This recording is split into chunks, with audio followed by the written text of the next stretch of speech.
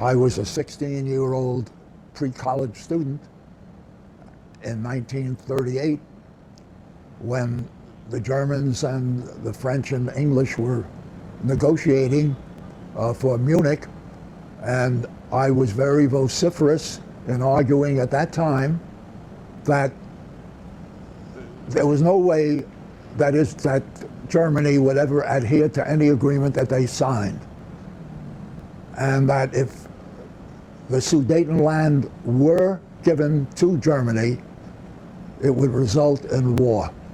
What led you to that conclusion? My readings on what Hitler had been doing since the day that he became the premier of Germany. That Hitler could not be trusted. Every word that he gave, he violated. He entered the forbidden areas of the Versailles Treaty with impunity. As soon as he realized that the other powers were not going to respond to his violation of Versailles, he kept on increasing and increasing his violations until there was nothing anymore to violate. He just controlled what he wanted to control, and that was it. What was the interest of Britain and France at the time of the appeasement through Czechoslovakia? Their main thrust was to stay out of war. And they felt that after having experienced the horror of World War I, they wanted to do almost anything to avoid a second war without realizing that the steps that they were taking were actually going to lead to another war. How did the steps lead to another war? The fact that when Hitler would overtake the Sudetenland, which was the only area that had ample protective equipment to prevent an advance by the German army, they opened up the whole Eastern Europe to Hitler. And so by appeasing Hitler with Czechoslovakia, they thought at the moment that they were avoiding war, but what did it ultimately wind up doing to them?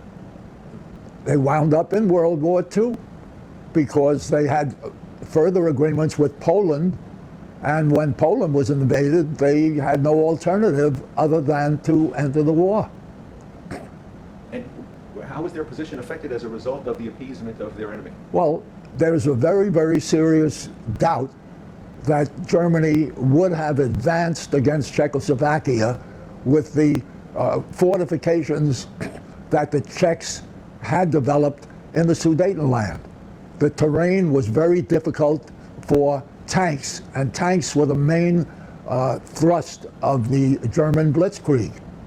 So if the Sudetenland were not handed to Hitler on a platter, there is major doubt by many experts that Hitler could have advanced eastward. In attempting to avoid a war for political purposes, they wound up in a much more perilous position later on. Yes, that usually will happen if weakening by giving in, a country should realize that they're starting the ball rolling for more requests and more advances, and before they know it, they're at a defensive position instead of a previous, perhaps, offensive position. Well, we know that the Nazi war criminals from Goebbels' communications ministry were transferred to Egypt, Johann von Leer, to teach the Arab world how to use Jew hatred as a uniting nationalist cause, as a pan-Arab uniting nationalist movement, which persists today, the vilification of Israel and Zionism. And of course, it was easy through the inherent hatred of Jews in the Quran, made it easy to make the Jews vilified. What position do you see Israel in today vis-a-vis this appeasement, Israel and the United States, in trying to avoid war with their Islamist enemies? In my opinion, the request by the major powers to have Israel return to 1967 borders is the beginning of the similar situation of Sudetenland. Israel's major protection as of now is the large buffer that it has between the physical presence of the Palestinian leadership and its present control of land. The West Bank. Without the control of this land, if the Palestinian forces were right next to the main heart of Israel, which is the Tel Aviv corridor, then there would be no protection from the missiles.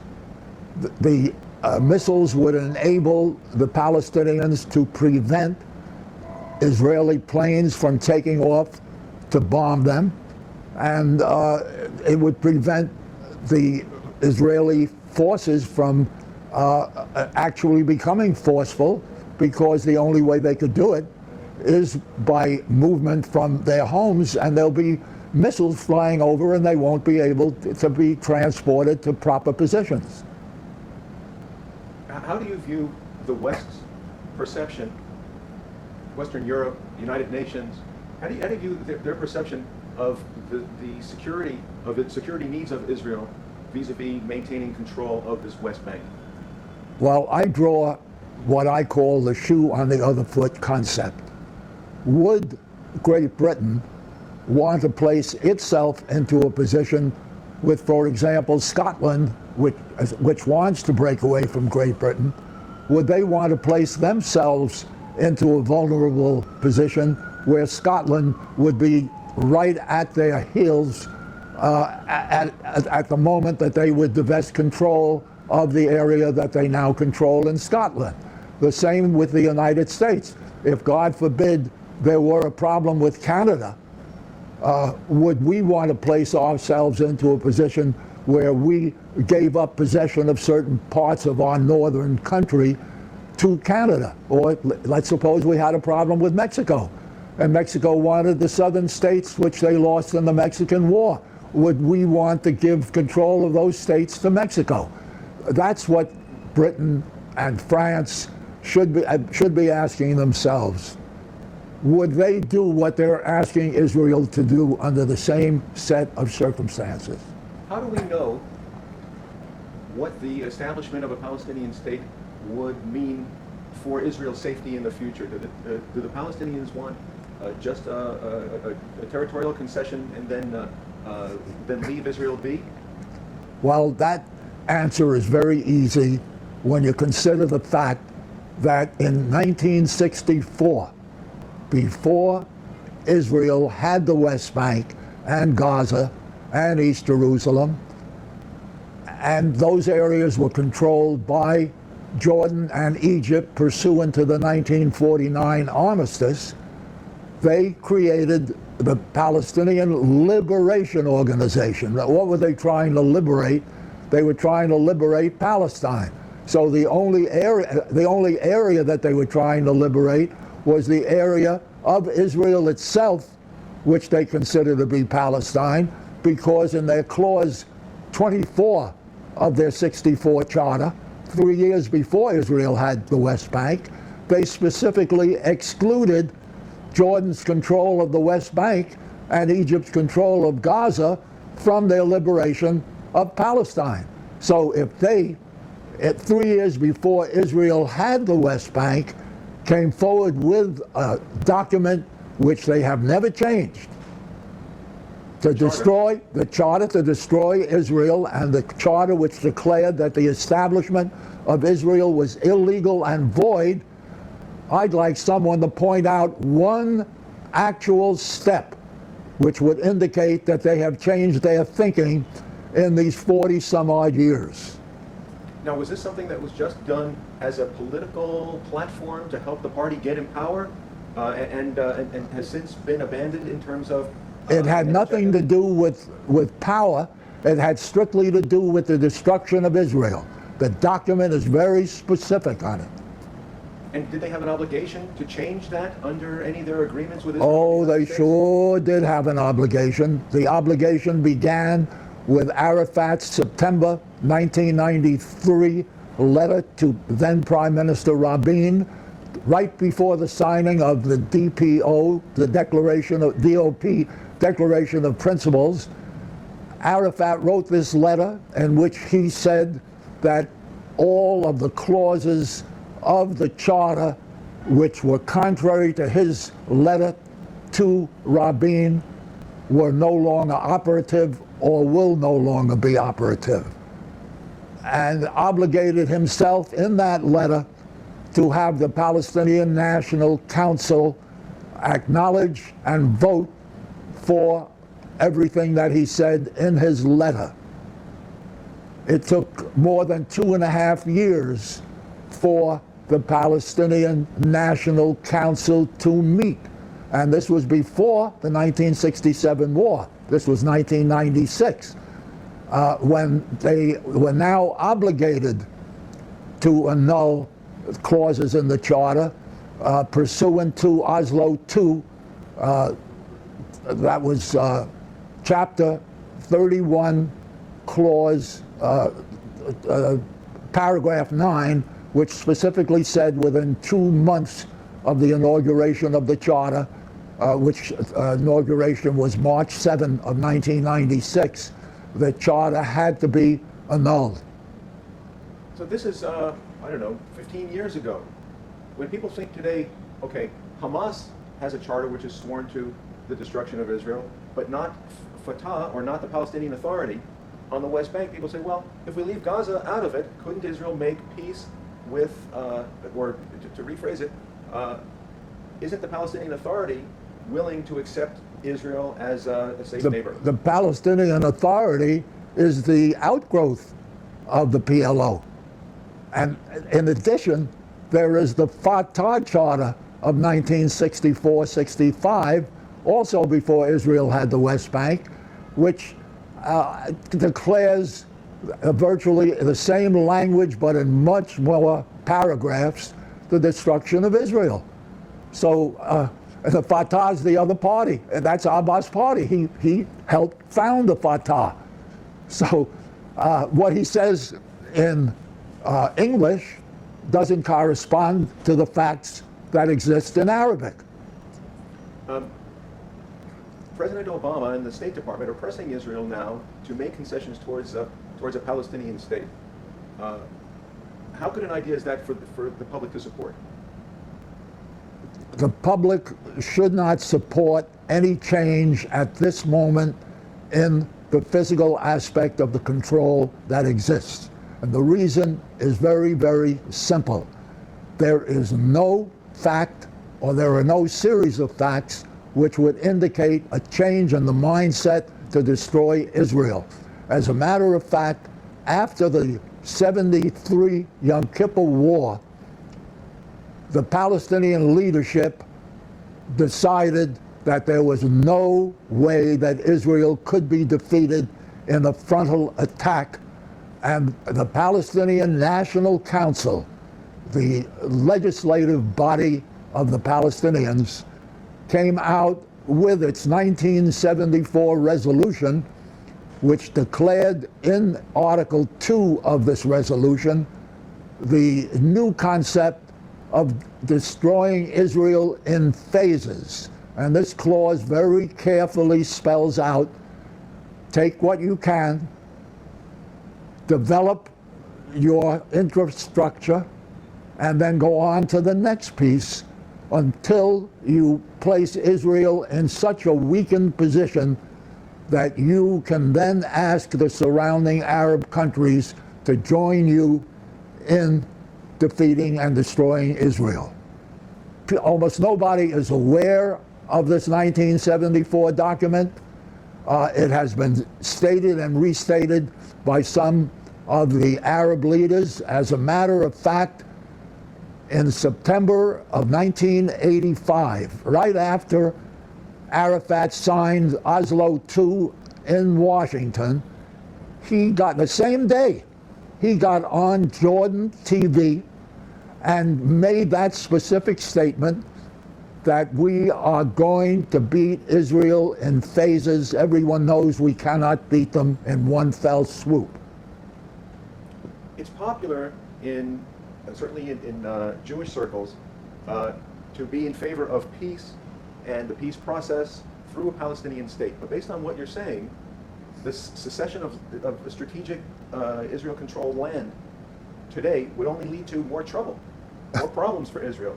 How would it be possible, do you think, for Jews and other people concerned, Christians and the secular public, to break from this goose-stepping, conventional wisdom?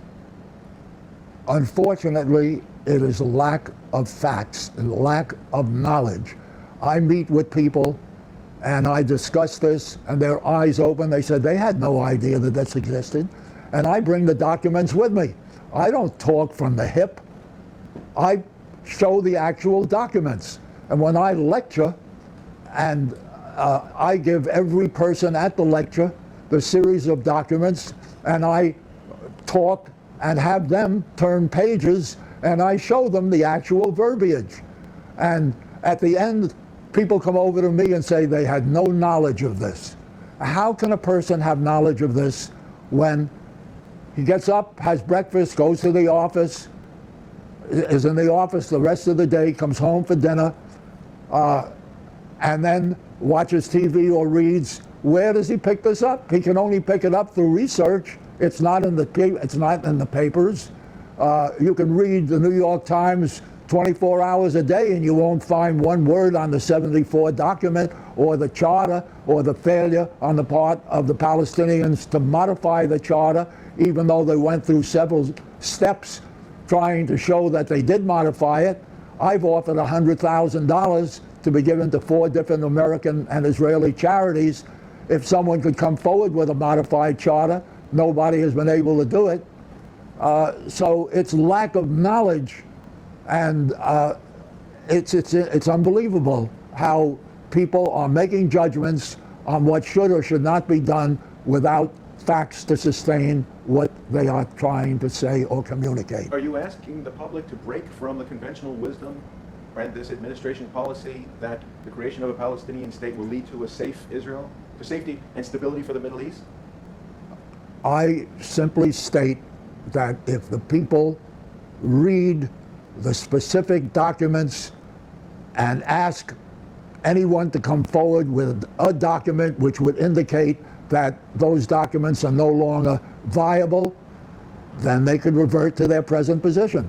But I do not understand how anybody with any degree of intelligence can read the charter, the steps that were promulgated by the Palestinian leadership, which bamboozled President Clinton, Prime Minister Netanyahu, and the world into thinking that they changed the charter when not one word has ever been changed.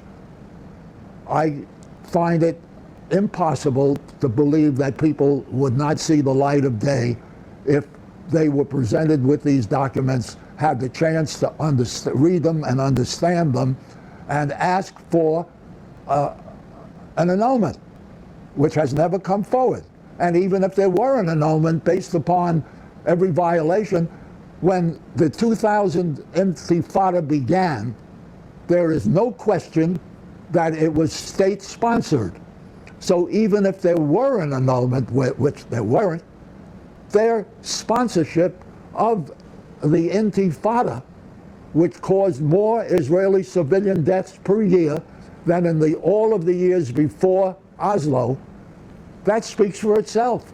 If not for the wall that was added to protect Israel, there would have been substantially more deaths by civilians from terrorism. So the facts speak for themselves. How would the global jihad movement be affected by a victory over Israel and a reconquering of Jerusalem? What would that do for the global jihad movement affecting the West? I'm not able to project it reasonably because I have not thought it through, but as a matter of logic, if it can be shown that terrorism can be stopped by not nurturing it, by giving more land, that certainly would have an affirmative effect throughout the world. Would you view it as administration policy to try and make Israel look bad, to try and separate American support for Israel based on I don't think that is a concept which is being promoted as a matter of course. The effect is that, but I don't think that's a motivation. If Israel were somehow to be vilified in the future as going against U.S. policy or U.S. interest, how would it affect the image and treatment of Jews in the West based on what happened in Germany and in Europe towards the Jews depicted as trouble for the state? That would be absolutely contrary to fact. It can be shown, and it would be shown, that Israel's stand actually prevented the United States and Europe from being in a worse position, because if Israel were actually destroyed, there wouldn't be one non-Muslim area in the whole of North Africa and the Middle East, and the whole south of Europe would be vulnerable to hundreds of millions of Muslims. So in actuality, it is the protection of the southern part of Europe which is one of the real major reasons why Israel should remain the sole force to protect their area. In the World War II era, the Japanese Americans were interned into concentration camps as enemies of the state. Did you see that as conceivable in the case that Israel were perceived to be an enemy of America? In a war, if America were drawn into a war and Israel were not on America's side? There is no conceivable way of the United States being in a war with Israel on the other side. Why do you feel that way? Our interests are intertwined. Our protection of the United States, Israel's protection of the United States, is to Israel's benefit. There's no reason why Israel would ever take a contrary position to the United States. Is there a taboo you think that we ought to overcome in criticizing the global Islamist political movement that Jews are particularly sensitive to as a minority in protecting our religious security and sanctity, that we should look beyond in criticizing the global Islamist political movement? The truth always should command the moves of a person or a country. The truth of the matter is that in almost every area where there is combat, Muslims are involved. That speaks for itself. It's Muslim against Muslim, the Shia against Sunni, or Muslims against Buddhists, Muslims in the Philippines. It's all over. There are areas in Europe where the police dare not tread. That speaks for itself. But is this Muslim belligerence a defensive belligerence that they're trying to defend against persecution again from the Buddhists or the Christians or the Zoroastrians or around the world? Are they just fighting to defend themselves, or what's the motivation? The motivation is that there is enough movement in the Muslim world that they want to control the world. And how great this movement is, I don't think anybody is capable of saying.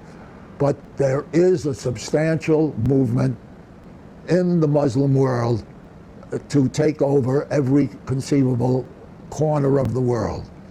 And that also speaks for itself. I don't know any country, I don't know any people who are trying to do anything to the Muslims. Not the Christians in Africa? No place. And so you're saying that there's something inherent in the culture today It's the culture, it's the Quran itself. It's the misreading, or perhaps not the misreading, I don't know which it is, of the Quran, which promotes religious fervor of such a nature that they want everybody to adhere to Sharia. And so how do you feel politically people should respond, both in culture and in requesting a policy from their political leaders? To make sure that their political leaders act accordingly. Self-preservation should really be the name of the game. And if a leader finds that any movement is getting out of control, or any movement is in the process of trying to change their country, that they certainly should prevent it from happening. And how do you suppose we ought to be doing that in ways that we aren't today?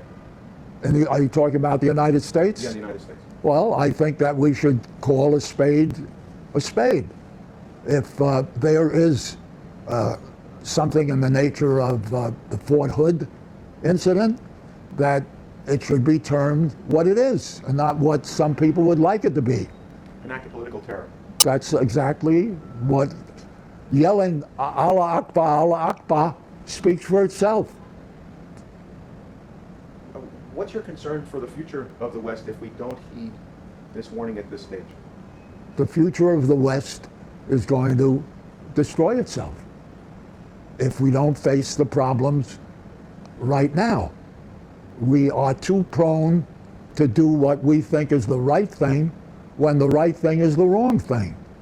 Everybody should be enabled to practice what he wants to practice.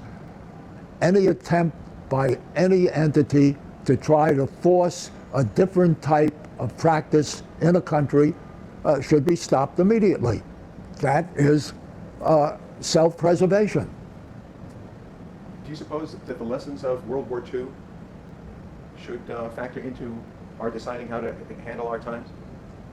The lessons of the World War II were properly learned by the United States and allies because of the fact that we stayed in the two main adherents of that war, Japan and Germany. We stayed in those countries until we unilaterally were satisfied that they no longer had the concept of conquer. And as a result, Germany and Japan are two of our major allies. But it was only through victory, complete military victory. It wasn't the complete victory. It was the fact that we stayed there. We engendered some of our way of life into their thinking, and they began to realize that peace, real peace, meant not trying to enlarge oneself, but to live within one's borders and to do the right thing. Well, if we hadn't had a military victory, or if the Allies hadn't had a military victory over the Axis powers, do you suppose that they would have seen the light in our superior political or cultural society? I don't know if we'd be here today if we had not defeated them. And how would this apply to what we should be doing towards global Islamism? Face it and make certain that it does not increase in intensity in our own countries.